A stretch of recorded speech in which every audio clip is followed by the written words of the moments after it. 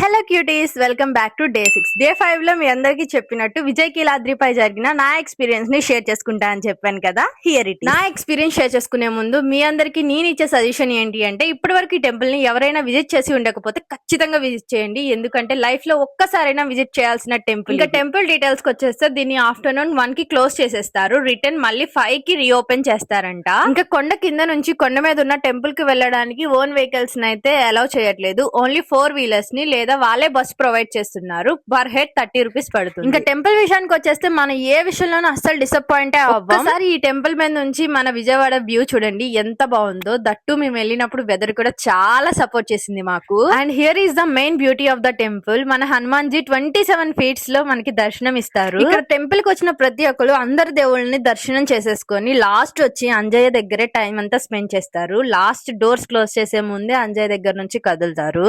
So మీలో ఎవరైనా ఈసారి విజయవాడ వచ్చినప్పుడు ఖచ్చితంగా ఈ టెంపుల్ ని విజిట్ చేయండి. ఇప్పుడు మాత్రం నా పేజ్ ని ఫాలో చేసి వెళ్ళండి. Tata, bye bye.